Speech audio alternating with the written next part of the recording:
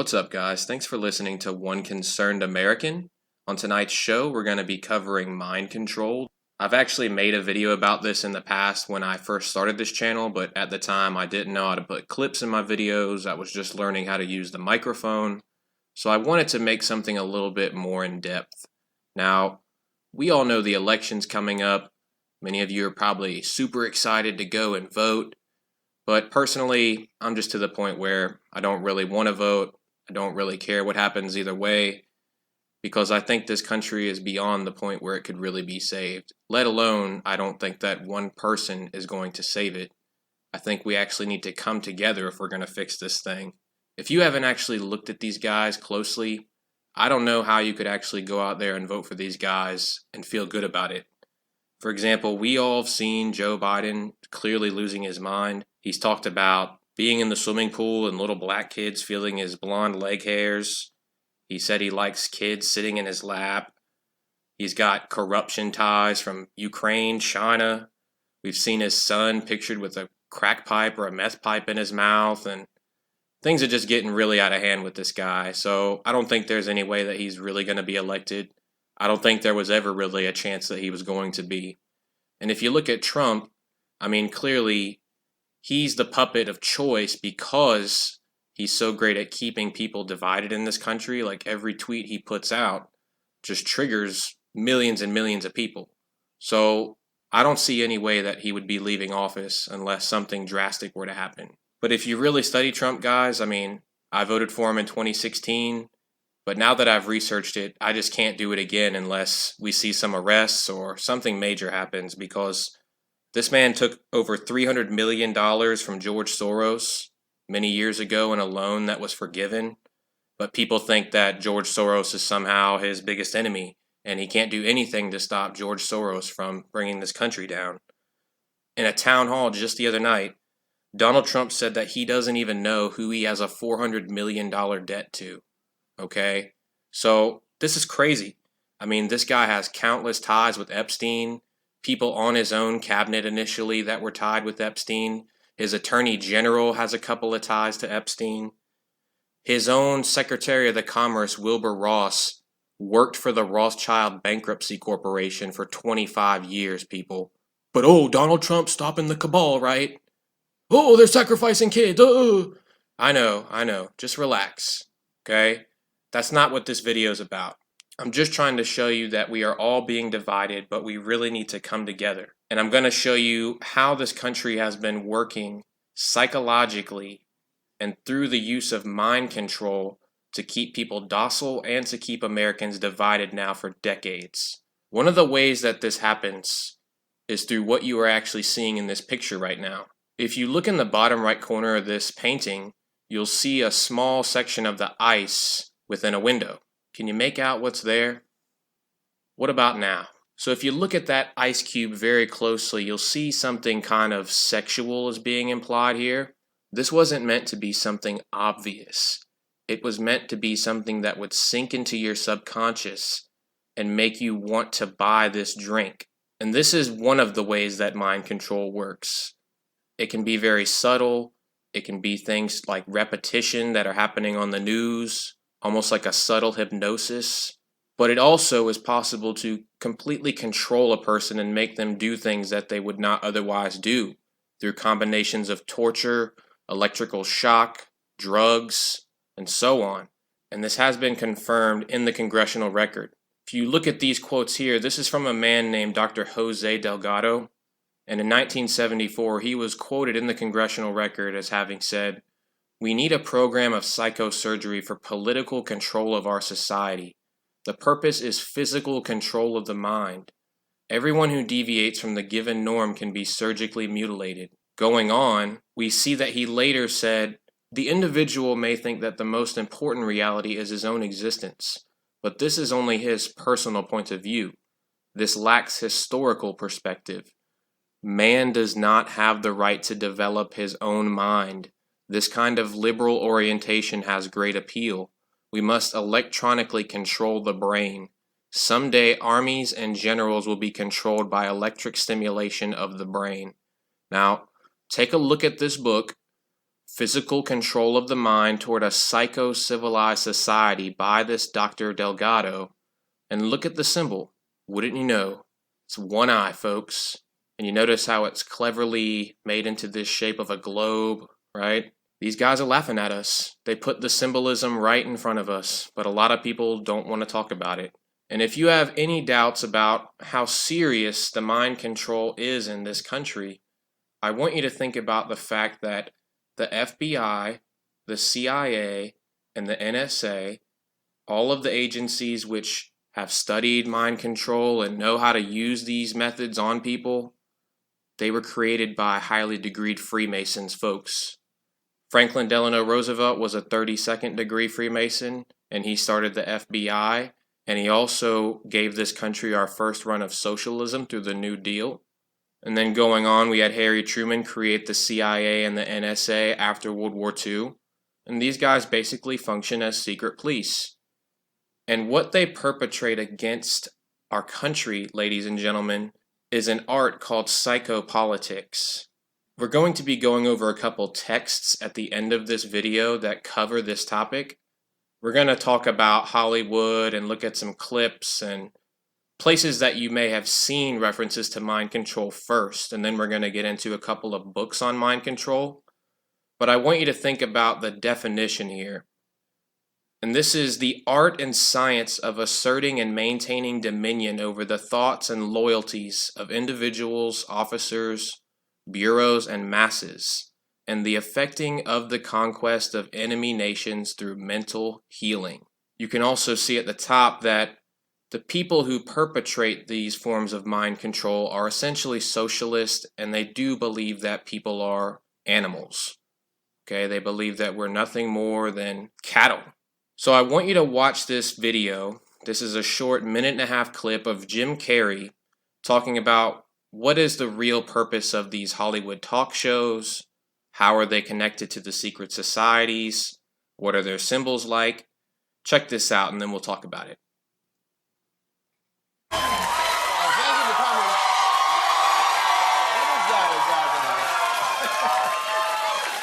Is that a gang sign? Have you, Oh, like you don't know what it is. You don't know what that is. I have no idea. You don't know. Jimmy Fallon doesn't know. David Letterman doesn't know. We don't know. All the comics and show business don't know what this is. Right? Yeah. What is it? Come on, Jimmy. Seriously, the time is up. People are hip to this kind of stuff. I'm here tonight to blow the lid off it, to be the whistleblower. I'm sick and tired of the secrets and the lies. It is the secret symbol of the Illuminati, and you're a part of it, and it is the all-mocking tongue. Oh, I like it. It is a scraping. It's the symbol of the all-mocking tongue. And I'm sick of it. I want everybody to be in on the joke, man. You know what I mean? For years now, talk show hosts, people on television, people in sitcoms have been hired by the government to throw you off the track, to distract you, to make you laugh and stuff like that, make you happy and docile so you don't know what's really going on. You know, and they get out there in the woods in a circle naked and they decide these things. And, you know, and you know, look at him trying to cover it up. It's hilarious. Oh, so there you go. Jim Carrey says that people like Jimmy Kimmel are hired to keep us calm and docile and make us laugh. He also says that these types of decisions are made by a group called the Illuminati, which meet out in the woods and party naked. And if you really know what's going on with the world, you understand that he's talking about the Illuminati and how they meet in places like Bohemian Grove, and major decisions are made about world affairs, and how these people communicate with symbols, which is why he was showing you the all-seeing eye but replacing his tongue. Jim Carrey knows what's up, and if you look at what happened after this, his career has not been the same. His ex-girlfriend died. It was some very unusual circumstances, too, if I remember correctly. And he started saying weird things. I mean, he was in an interview and a girl asked him how he felt about being an icon, and he said it really didn't mean anything. And he just looked in his eyes like he had kind of lost his mind, at least for a period of time. So I think some of this is definitely connected, and I think that Jim Carrey maybe even realizes that in some way he was mind controlled. And I'm going to show you how this is something that's very easy to do, and it's something that is perpetrated on all levels of Hollywood. For example, Roseanne Barr. Everybody knows she had a TV show. She's a political candidate for president. She recently got in some trouble for a racial tweet, right? But if you study what she has actually said, she has talked about how MK Ultra actually controls Hollywood. And she actually says that it is a tool used in the manipulation of human consciousness for behavior modification and perception control.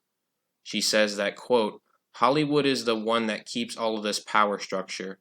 They perpetrate the culture of racism, sexism, classism, genderism, and keep it all in place.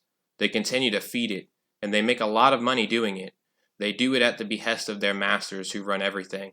I speak on behalf of Hollywood. I go to parties, Oscar parties, and things like that, and big stars pull me aside, take my arm, and whisper, I just want to thank you for the things you say. And it blows my mind. But that's the culture. It's a culture of fear. It's a big culture of mind control. MK Ultra rules in Hollywood. Now, if you don't know, MK Ultra is the official government program that the United States worked on to study mind control. And you can see on this document that it involves the use of LSD, which is a powerful hallucinogenic drug. Okay, it can totally change someone's reality. MK Ultra involves methods of torture, electric shock, things that can actually take the personality out of a person and transplant a different personality into them. And the symbol of MK Ultra is the monarch butterfly, because the monarch butterfly is actually born and it instinctively knows where to migrate. So this is what the goal of mind control is, to implant ideas within people to make them do things against their will, to see if you can make someone naturally want to do something against their will. One of the interesting places that we've heard about a lot of this stuff is from this man who claims he's an ex-CIA spy named Robert David Steele. Now, I used to support this man a good bit. I actually follow his public intelligence blog, but I think there's something very unusual about him. For example, a lot of people share this video where he talks about the elites torturing children and drinking their adrenalized blood. But yet, if you really listen to his speech, he doesn't give you one real example of this going on. He says things like children are being born in the United States without birth certificates, without giving you any numbers about this or any real investigative evidence, okay? And I'm even more suspect about him because if you go and look at his website, this man has written actually close to 50 books about Donald Trump and strategies that he should implement. And he's out here putting all this information out like he's communicating with Donald Trump. And he actually won't post anything critical of him, which has got me suspecting that he could be a shill. And I've actually watched a video from ODD TV lately that mentioned that. So I thought that was really cool that he was kind of thinking the same thing I was about this guy. The next video I wanted to show you is actually Kanye West. We all know that he's come out and said that he supports Donald Trump, and then recently he said he was going to run for president. A lot of weird things. But I want to show you this video of when he was in the Oval Office with Trump and he was wearing the MAGA hat. And I want you to listen to some of the unusual things that he says here. So I'm going to go ahead and play this and then we'll talk about it. Away from that deal. There's a lot of things affecting our mental health that makes us do crazy things that puts us back into that trap door called the 13th Amendment. I did say abolish with the hat on because why would you keep something around that's a trap door? And I actually wasn't bipolar. I had sleep deprivation, which could cause dementia 10 to 20 years from now, where I wouldn't even remember my son's name. So all this power that I got, and I'm taking my son to the Sox game and all that, I wouldn't be able to remember his name from a misdiagnosis. He also, as a guy that looks up to you, looks up to Ralph Lauren, looks up to American industry guys, non-political, no bullshit, put the beep on it, however you want to do it, 5 seconds delay, and just goes in and gets it done. I don't answer questions in simple sound bites. You are tasting a fine wine. It has multiple notes to it. If he don't look good, we don't look good. This is our president. He has to be the freshest, the flyest planes, the best factories, and we have to make our core be empowered. We have to bring jobs into America. You know, people expect that if you're black, you have to be Democrat. I've had conversations that basically said that welfare is the reason why a lot of black people end up being Democrat. They say we have to release the love throughout the entire country and give opportunities. A lot of times it's just the overall lack of reparations that we, at any given point, we say, oh, this is racist, this is racist, this is racist, this is racist. So we don't have the reparations, but we have the 13th Amendment. We got to open up the whole conversation. The liberal will try to control a black person through the concept of racism because they know that we are very proud, emotional people. So when I said I like Trump to like someone that's liberal, they'll say, oh, but he's racist. You think racism can control me? Oh, that don't stop me. That's an invisible wall. Trump is on his hero's journey right now, and he might not have expected So to wow, have a crazy if you were really listening, he actually mentioned the word trap a couple times, almost as if he was saying he was trapped, in my opinion. He talks about the 13th Amendment, which was the amendment that ends slavery. I think that's really interesting. It almost seems like he's saying I'm trapped, I'm a slave or something. He's saying kind of pleasantries about Donald Trump, but his whole demeanor here just seems really awkward to me. I mean, if you disagree or you have some thoughts about it, let me know what you think in the comments, but I don't know. The whole thing seemed very shady to me, and I think it's very unusual in front of all these cameras to just be talking about the 13th Amendment, which ended slavery, and then also be talking about referencing traps. So, seemed very odd. I wouldn't be surprised if he's under some heavy mind control. I mean, we know that this guy has had some psychological breakdowns in the past. He's even admitted, if you listen in the video, that doctors told him if he wasn't going to get more sleep that he could lose his mind within a decade. So, weird things started happening after this.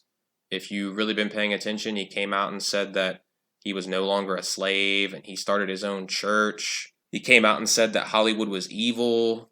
He went and did some stuff with Joel Osteen and talked about mind control and Satanism and stuff. So, very weird things about him. And I think Kim Kardashian, I've seen some pretty compelling evidence that she is a witch. I mean, she's put on social media about her using blood masks on her face. I've seen her on a talk show talking about this book called Embraced by the Light and how that influenced their Christianity. And if you research this book, it's actually New Age religion. It's not anything about Christianity. You can tell just by the title Light that this is something New Age, probably a product of secret societies. I want to go through some examples and show you real life evidence of times that our own government has tested and harmed people in these mind control experiments. If you go back and look at the French town of Pont-Saint-Esprit, this is a town in southern France, and at one point, they had a mass outbreak of insanity that caused 4 deaths and made 50 people insane. And if you study what happened here, the CIA actually poisoned this town's water supply with LSD, and they dosed almost this entire town, really just to study it and see what happened. And one of the ways that we know about this stuff is through a man named Frank Olson. Frank Olson actually worked with the CIA and worked on these mind control serums. And his story is very interesting because this man ended up dying from falling out of a building. Frank Olson actually worked with a man named Sidney Gottlieb, who was the CIA's main poison maker. And at one point, they came to a party, and he wanted to see what would happen if he just dosed his coworkers. So he dosed everybody, he told them afterward, and Frank Olson actually ended up kind of losing his mind. And their story is that a couple of days later, he just jumped out of a window from a skyscraper and decided to kill himself. And they said that he was still under the influence of this drug several days later. So I don't believe that that's what happened. I think that maybe he knew too much. Maybe he was telling people about what was going on and his life became in danger. But if you study this man, Sidney Gottlieb, he's even said himself that his goal was to see how far you could take the human mind, and if you could basically take the personality out of someone and implant a new consciousness within them. And that's one of the goals of mind control, to make a complete slave. If any of you have ever seen the movie One Flew Over the Cuckoo's Nest, this is actually one of my favorite films, and it is based off of a book by a man named Ken Kesey. Now, if you study it, this man actually was a guinea pig in an LSD experiment through the CIA. He was dosed with the drug just to kind of test it and see what it would do. And I guess for him, it gave him some benefits. It didn't really make him go crazy. He ended up writing this book, but it's very interesting because if you watch that movie, it's about prisoners, and particularly a man who fakes insanity to have a lighter sentence in an insane asylum, and they end up giving him lots of medication. They give him shock therapy, which is one of the main methods of mind control. So, very interesting book and movie. Another interesting case is with this man named James Bulger. As a lot of people know, his name is Whitey Bulger. That's his nickname. And he was an Irish gangster out of Boston. He was actually on the FBI or CIA top 10 most wanted list around the world. He was only caught and died, I think, a few years ago, but his story is really interesting because he started off kind of as a petty robber. And he did some time in prison, and I believe he was actually at Alcatraz. And to take time off of his sentence, he agreed to do LSD testing. So they tested this on him many times, and I think it possibly damaged his brain. I don't know, but this man had a brother who was in politics. He had connections to the FBI. And even though he was an Irish mobster, the government allowed him to continue doing what he was doing because he helped them take down the Italian mafia. So his story is really interesting in the fact that they did all these mind control experiments on him for years while he was in prison, I think is very unusual. One of my favorite sources on this comes from William Cooper, and I've talked before about how this guy was a huge inspiration for my show and the work that I'm trying to do, and I really hope that I'll be able to live up to the standard that he set as far as civilian intelligence and sharing this knowledge with the world. He wrote a book called Behold a Pale Horse. This is from the late 80s and early 90s. You can see from a chapter he had called The Secret Government. He talked about how our government encouraged the manufacture and importation of military firearms for criminals to use. This is intended to foster a feeling of insecurity, which would lead the American people to voluntarily disarm themselves by passing laws against firearms. Using drugs and hypnosis on mental patients in a process called Orion, the CIA inculcated the desire in these people to open fire on schoolyards and thus inflame the anti-gun lobby. The plan is well underway, and so far is working perfectly. The middle class is begging the government to do away with the Second Amendment. And this stuff is absolutely true, folks. If you study Columbine, I believe one of the shooters had like a therapist that he went to see. And if you study these shootings just in general, like the Colorado movie theater shooter, Dylan Roof, all these people that go and shoot stuff up, they seem to have some type of crazy look in their eye, like they're under hypnosis. A lot of them are on prescription drugs like Prozac and things like that. So it's very unusual that the people who often go out and do these things show signs of mind control.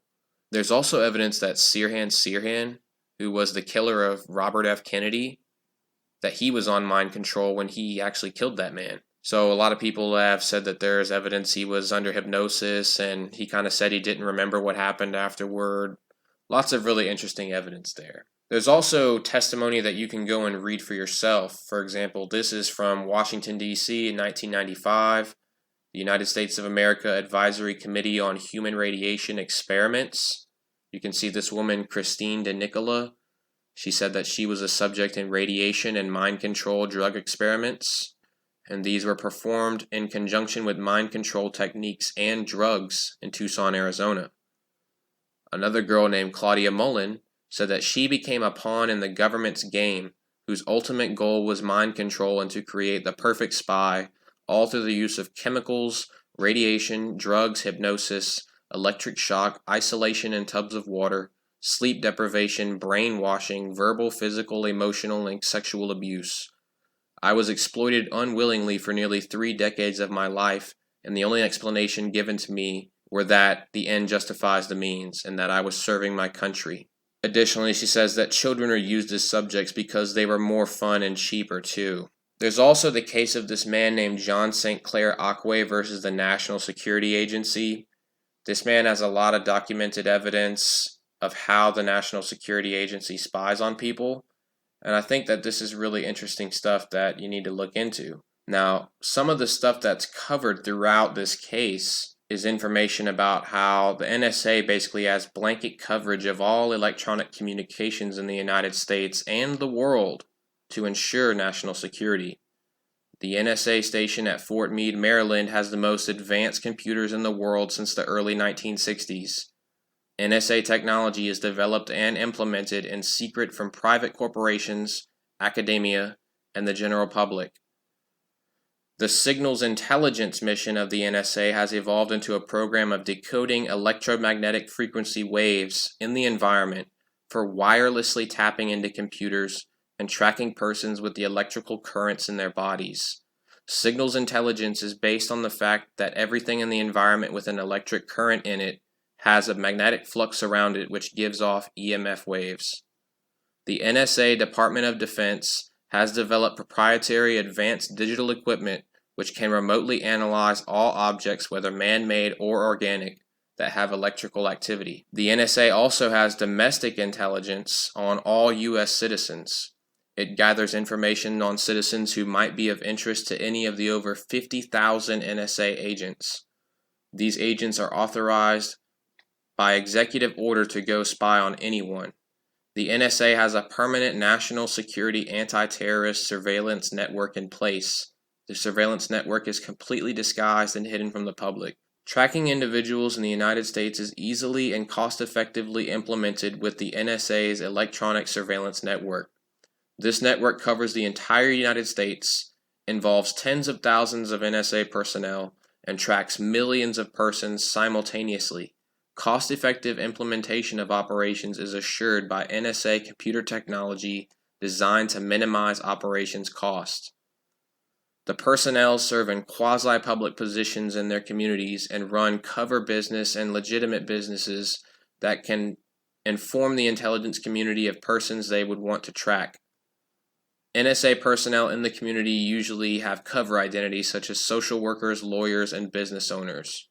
So not only are these guys using technology to spy on us in a variety of ways, but they go undercover. Sometimes they operate businesses. They'll try to be in your local area to spy on people. So I don't know much about John St. Clair Aquay, why he was being spied on according to his claims, or I don't know what happened to this man from this case. So if you have knowledge about this case, please drop it in the comment section. I'm actually trying to find out what happened to him. I actually wanted to wrap this video up by talking about a couple of books, and the first one is called Brainwashing, a synthesis of the Russian textbook on psychopolitics. And remember, I told you at the beginning that psychopolitics is about manipulating the thoughts and feelings of people and the masses. This is from the head of the Russian secret police. It's been translated. We're going to go through a few different sources here. It talks about how during World War II, there was a 10th principle of warfare that was added to the 9 historic principles. And this new idea was that supreme excellence in warfare consists of winning in advance of perceptible hostilities and the paralysis of the will of your enemy to resist. Now, psychopolitics is the embodiment of this warfare, but it's going on against American people from our own government and from traitors within our government. Okay, and that's what we're going to talk about in this last little bit. Now, this book even said that one of the ways you can tell that psychopolitics works is how much trust people place in their leaders. They have a naive disregard of the evidence that trust is not warranted. And I mean, I've talked about this a lot with Donald Trump, guys. I mean, even if you support him, I understand. It's the people that enthusiastically support him despite the mountains of evidence that there's some corruption going on. I mean, that bothers me a little bit. Okay, and they just keep telling people to have faith, trust the plan, trust QAnon, all this. I mean, come on, y'all. Donald Trump had 4 years. Y'all are going to tell me he can't stop riots, he can't arrest Hillary Clinton. I mean, come on. He can drone strike anybody around the world, but he can't fire Jim Acosta, right? Come on. It's all a joke, guys. It's all a joke. There's no heroes. Going on, it talks about the source of this booklet. This was placed in the congressional record by a congressman named Usher L. Burdick in 1957, and then again by another congressman named Edgar Heistand. And around this same time, when the Korean War was going on, that's when the first evidence about brainwashing started to come out, because there were American POWs that were left over there that became victims of mind control. This book talks about a lot of things. For example, it talks about how to break down American society step by step and just make us into mindless sheeple. For example, it says the masses must at last come to believe that only through excessive taxation of the rich can they be relieved of the burdensome leisure class, and thus be brought to accept such a thing as income tax. And if you haven't studied the Communist Manifesto, folks, all of the planks are being implemented in the United States today, but it's especially shocking that the income tax has been adopted. When this country fought a revolution over a tax on tea, but now we're all just willing to roll over and pay taxes on everything. From the time we're born to the time we die, we've just sold out and just decided to pay taxes on everything. I don't mind the legal state taxes, but all these federal taxes, guys, the gradual income tax, all this stuff bothers me. The IRS is a private foreign corporation. I mean, you need to wake up, folks. This is not right. If you want a step-by-step breakdown of how the income tax was never properly ratified, you can actually go and check out this book called The Law That Never Was by a man named William Benson. He drove all around the country and went to all the states that voted on this law, and he did come to the conclusion that, yes, the 16th Amendment was passed, but it was never properly ratified by the sufficient number of states to become law. And I think that that's one of the best things that Trump has done, has kind of woken people up about taxes. You know, when he said back in the day, like, yeah, that makes me smart for not paying taxes. I totally agree with him on that, because it's not constitutional, ladies and gentlemen. And that's something that I will praise him on. So any money that you can get back on your taxes, or if you're smart enough to avoid paying them altogether, I say go for it.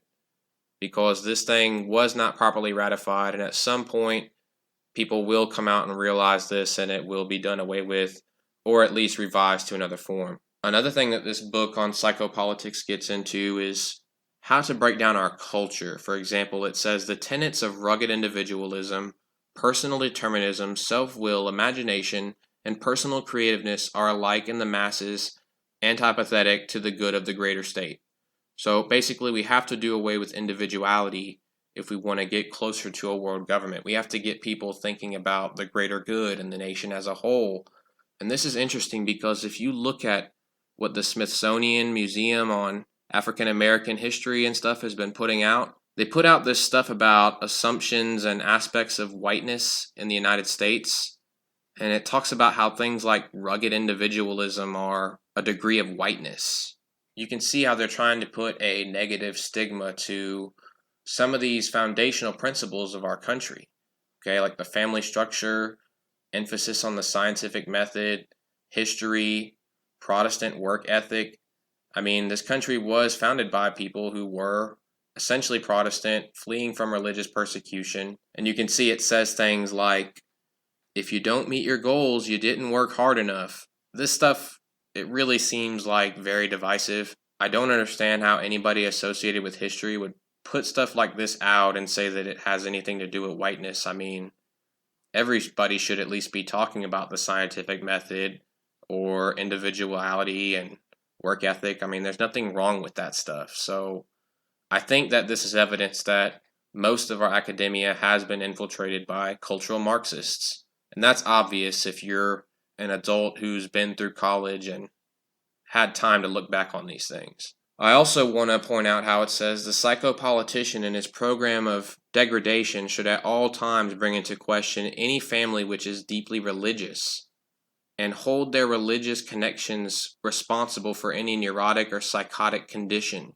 Religion must be made synonymous with neurosis and psychosis. And I think this is interesting because looking at Black Lives Matter, the co-founders and some of the people at the very top have all admitted that they're associated with Marxism or trained by Marxists. And if you study their overall goals, I believe that this has actually been taken down now. You have to go and look at this on archive.org, but it says that they dismantled the patriarchal practice that requires mothers to work. They talk about disrupting nuclear family structure. They foster a queer-affirming network. They free themselves from the tight grip of heteronormative thinking. They want to build a communal network. When you're looking at the goals of Black Lives Matter, it has to do with disrupting the family, disrupting, religious principles. It has to do with homosexuality. Very little to actually do with slavery and a lot of this history that's getting torn down all around the country. Clear evidence that this is an operation by people who are very skilled in psychopolitics. One of the last interesting things from this book is where it says the families of these persons are often deranged from idleness and glut, and this fact must be played upon, even created. The normal health and wildness of a rich man's son must be twisted and perverted and explained into neurosis, and then assisted by a timely administration of drugs or violence, turned into criminality or insanity. This really reminds me of what's been going on with Hunter Biden. A lot of people know the New York Post released these photos where it appears that he fell asleep with a meth pipe or a crack pipe in his mouth. Anybody who knows anything about drugs knows that you don't smoke something like that and then fall asleep right away. Somebody put that in his mouth. Now, I'm not saying he's never smoked that stuff. He probably has. He certainly looks like he has. And he's been going through a lot of stuff.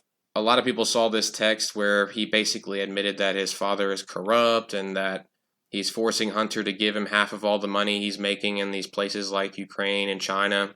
To me, this looks like Joe Biden kind of taking the rap for his son a little bit. If you watch the debate, he wouldn't even admit that Hunter was dishonorably discharged for drugs. So I do see on some level he's trying to protect his son here. And, I can't blame him for that. So I just think this is really interesting that this book talks about for political gain, you can mess with someone's son.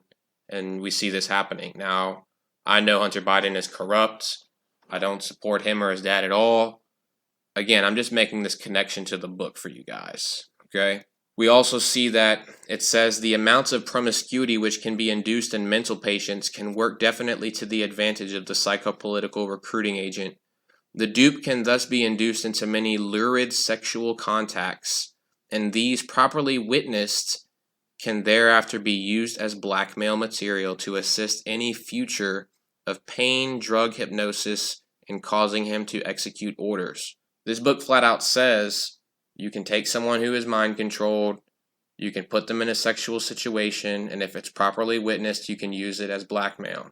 And we know that this was what Ghislaine Maxwell, Jeffrey Epstein were all about. Trump wished Maxwell well right after she was caught. The guy said in 2002 that he knew Jeffrey Epstein for 15 years and was a terrific guy.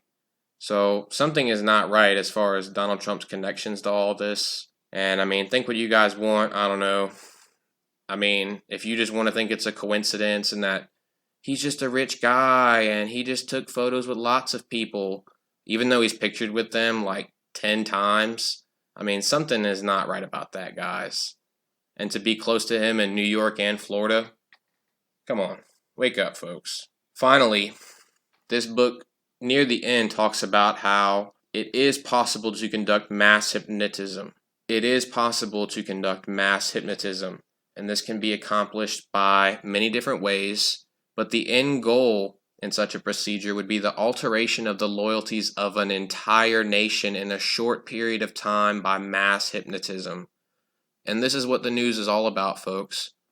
Go back and study Operation Mockingbird. The CIA infiltrated many different publication journals, many different media outlets. Some of them are probably controlled outright.